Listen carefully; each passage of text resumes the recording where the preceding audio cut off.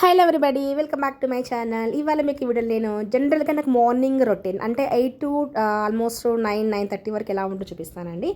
సింపుల్గా బ్రేక్ఫాస్ట్ ఇంట్లో ఏం లేనప్పుడు ఎలా చేసుకోవాలో చాలా సింపుల్గా అయిపోతాయి. అదేవిధంగా మీకు బాబుతో ఎలా స్పెండ్ చేస్తాను చూపిస్తానండి. ఇవాళ బ్రేక్ఫాస్ట్కి వచ్చేసేసి ఇన్స్టెంట్ దోశ వేస్తున్నాను. సో అది వచ్చేసి గోధుమ పిండి అండ్ బియ్యం పిండి అనమాట.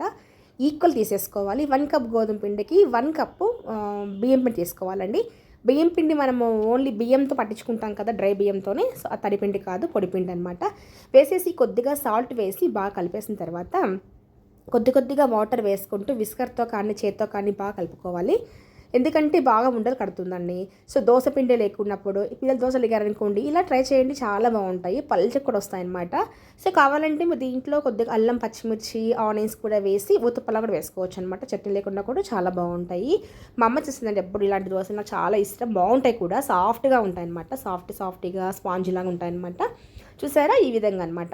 ఉండలు లేకుండా బాగా కలిపేసేసుకోవాలి. మీకు నేను ఫోర్క్తో కలుపుతున్నాను, ఫోర్క్తో కలిపితే కూడా బాగా కలుస్తుందండి, ట్రై చేయండి మీకు ఎప్పుడైనా అనిపిస్తే కనుక. సో సేమ్ దోశ కన్సిస్టెన్సీ వచ్చేలాగానే కలిపేసి పక్కన పెట్టేసుకోవాలి ఒక 10 మినిట్స్. ఇప్పుడు చట్నీ కోసము ఇన్స్టెంట్గా చేసే చట్నీ లేదు, టమాటో చట్నీ కానీ ఇలా అల్లం చట్నీ కానీ ఉందనుకోండి, ఇన్స్టెంట్గా ఎలా చేస్తామంటే కొద్దిగా చక్కెర, కొద్దిగా గోరువెచ్చని పాలు వేసేసి రెండు కలిసిన తర్వాత చట్నీ వేసి కలిపేసి తాలింపు పెట్టేసుకున్నాను, సూపర్గా ఉంటుందన్నమాట. సో ఇప్పుడు దోశ చూసారా, కొద్దిగా పెన్నం ఫస్ట్ దోశలు కాబట్టి కొద్దిగా అతుక్కున్నట్లు వచ్చాయండి. తర్వాత చాలా బాగా వచ్చాయి చూసారా. మీకు ఎంత పలచ కావాలో అంత పలచగా వచ్చేస్తాయి, టేస్ట్ కూడా చాలా బాగుంటాయి. ఒకసారి ట్రై చేయండి. ఇన్స్టెంట్గా దోశలు కావాలంటే రవ్వ దోశల కంటే కూడా ఇవి చాలా బాగుంటాయి అన్నమాట. సో ఇదండి మా బ్రేక్ఫాస్ట్ అయితే ఇవాళ, దోశ విత్ టమాటా చట్నీ. టమాటా చట్నీలో కొద్దిగా పాలు, చక్కెర వేసేసి కొద్దిగా వాటర్ వేసి కలిపేసి తాలింపు పెట్టేసుకుంటే ఇన్స్టెంట్గా బాగుంటుందన్నమాట.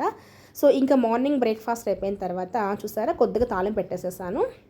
మీకు కలర్ లైట్గా అనిపిస్తుంది కానీ మంచి కలర్ ఉందండి చట్నీ అయితే.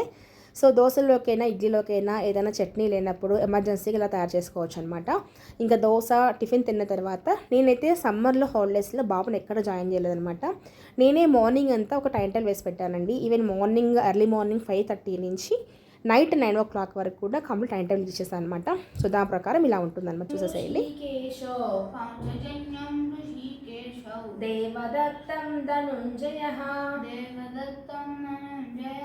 పౌండ్రం దద్మౌ మహాశంఖం భీమకర్మ వృకోదరః.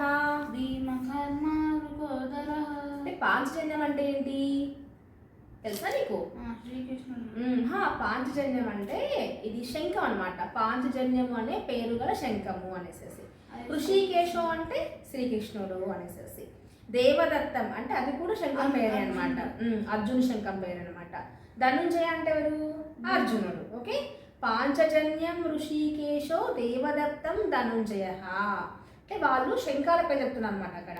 పౌండ్రం దద్మౌ మహాశంఖం భీమకర్మ వృకోదర. వృకోదర ఎవరు? భీముడు. వృకోదర అంటే భీమసేనుడు అనమాట. పౌండ్రమును అను పేరు గల మహాశంఖాన్ని, భీమసేనుడేమో ఈ మహాశంఖం అని ఏమంటే పౌండ్రం అనే మహాశంఖాన్ని పూరించాడు అనమాట.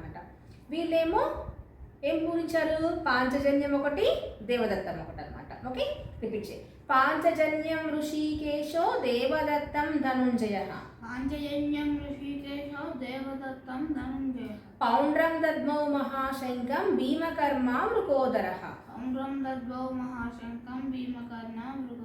ఓకే, నెక్స్ట్ 16 చూసుకున్నాం. ఇదండి ఆల్మోస్ట్ 10 వరకు కూడా నేను రోజు కూర్చోబెట్టేసుకొని రామాయణం కానీ మహాభారతం కానీ లేదా భగవద్గీత చెప్పిస్తాను అనమాట. సో ఓన్లీ తెలుగు అయితే తను చక్కగా చదివేసుకుంటాడండి, స్టోరీస్ బాగా అర్థమైపోతాయి. బట్ భగవద్గీతలు ఏంటంటే కొద్దిగా సాంస్క్రిట్ ఉంటుంది కాబట్టి కొద్దిగా క్లారిటీగా చదవడం రాదు తనకి. సో నేను నా హెల్ప్ తీసుకుంటాడు అనమాట. సో పిల్లలకి మనం స్టడీస్ ఎంత ఇచ్చామో దాంతోపాటుగా ఈ విధంగా స్పిరిచువల్గా కూడా కొద్దిగా ఉండాలనేసి మాకు మా హస్బెండ్కి చాలా ఇంట్రెస్ట్ అనమాట. సో అదే వేలో అట్లీస్ట్ ఇప్పటి నుంచి అన్నా కొద్దిగా అలవాటు చేస్తే లైఫ్లో అది కూడా ఒక పార్ట్ కదండి.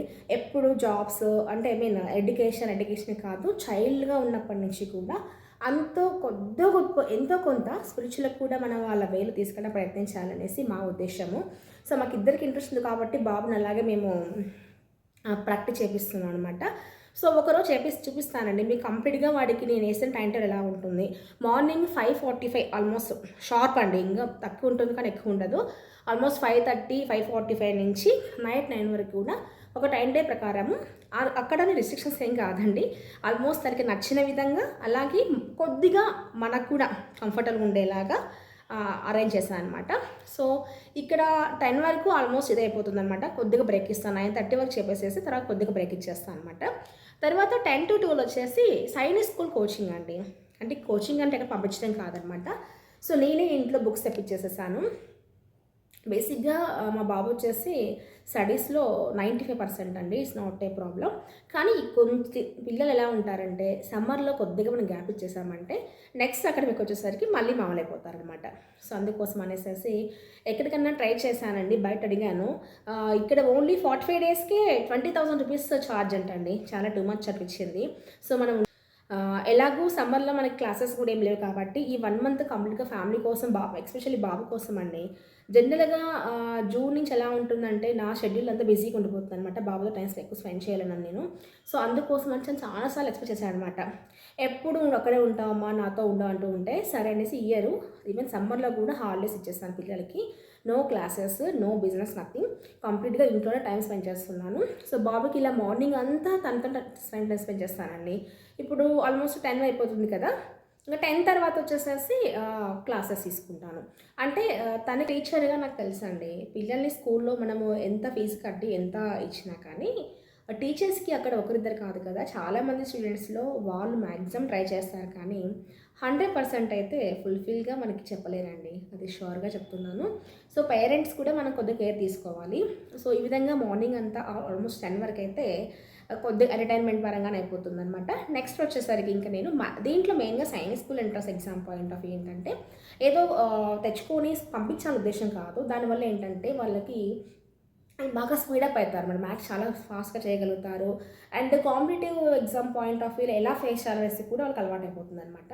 ఇక్కడ ఇంకోటి కూడా మనం ఎక్కడికైనా పంపించామంటే వాళ్ళకి చాలా ప్రెషర్ ఉంటుందండి. ఇంట్లో అనుకోండి హ్యాపీగా ఆడుతూ పాడుతూ చేస్తారనమాట. దీంట్లో మ్యాథ్స్ ఎక్కువ ఉంటుంది అండ్ గ్రామర్ కూడా ఉంటుంది అండ్ కొద్దిగా జీకే ఉంటుంది, కరెంట్ అఫైర్స్ ఉంటాయి, అలాగే సైన్స్ కూడా ఉంటుందన్నమాట. అర్థమెటిక్ రీజనింగ్ కూడా ఉంటుందండి. సో మన ఇంకో విషయం ఏంటంటే మీకు చెప్పాల్సింది ఇక్కడ, నేను ఇంకా కొత్త ఛానల్ స్టార్ట్ చేస్తున్నానండి. It's only for education purpose అనమాట. సో వర్ధిని క్లాస్ రూమ్ అనేసి మనకి స్పోకెన్ ఇంగ్లీష్ ఒక ఛానల్ ఉంది కదా, ఇప్పుడు ఎడ్యుకేషన్ పర్పస్గా ఓన్లీ ఒక సపరేట్ ఛానల్ స్టార్ట్ చేస్తున్నాను.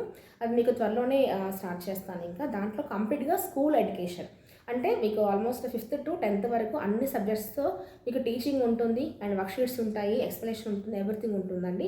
వీలైతే ఇంటర్మీడియట్ కూడా కెమిస్ట్రీ నేను పెట్టేస్తాను వీడియోస్. మీలో ఎవరికైనా చూస్తున్న వాళ్ళకి అవసరం అనిపిస్తే, మీ ఫ్రెండ్స్కి ఎవరికైనా అవసరం అనిపిస్తే, మీ రిలేటివ్స్కి కూడా అవసరం అనిపిస్తే పెట్టిన తర్వాత ఒకసారి ఇన్ఫామ్ చేస్తాను, షేర్ చేయండి. ఇలా ఉంటుందండి నా రొటీన్ అయితే. ఆల్మోస్ట్ 12 తర్వాత ఇంకా రెస్ట్ చేస్తాను. మళ్ళీ ఆఫ్టర్నూన్ 3 to 5 o'clock ఆన్లైన్ ఉంటుందండి. వేదిక్ మ్యాథ్స్ అండ్ హిందీ ఏంటంటే కొద్దిగా వీక్ అనమాట, వాడు వీక్ అని కాదు కొంచెం ఫియర్ అనమాట, స్పెల్లింగ్ మిస్టేక్స్ దగ్గర ఇచ్చేస్తాను. ఇంకా ఈవినింగ్ మాత్రం ఏం టచ్ చేయనండి. ఆల్మోస్ట్ 6 to 8 వరకు చక్కగా ఆడుకుంటాడు అనమాట. అది కూడా అవుట్డోర్ గేమ్సే పర్మిషన్ అనమాట, ఇండోర్ కాదు. టీవీ స్క్రీన్ టైం బాగా తగ్గించేసామండి. అసలుకి స్క్రీన్ టైం తగ్గించాలంటే ఫస్ట్ ఆఫ్ ఆల్ మనం వాళ్ళతో టైం స్పెండ్ చేయాలి. మనకి ఎప్పుడు ఉండే పనిలే కదా, సమ్మర్లో అట్లీస్ట్ ఒక 1 month అన్నా సరే మనం వాళ్ళకి దగ్గర అవ్వడానికి ట్రై చేద్దాము. ఐ మీన్ కొద్దిగా మాట్లాడుతూ రెగ్యులర్గా వాళ్ళు ఎలా ఉన్నారో కనుక్కోవాలంటే కొద్దిగా టైం ఎక్కువ స్పెండ్ చేస్తే తెలిసిపోతుంది కదా. ఇదండి వాళ్ళ లాగు. మరి మీకు నచ్చిందా? మరి దీంట్లో మీకు ఏదైనా యూస్ఫుల్గా అనిపిస్తే ప్లీజ్ లైక్ చేయండి, షేర్ చేయండి. మరొక వీడియోతో మళ్ళీ కలుద్దాం. అందరికీ బాయ్ అండి. Thank you for watching.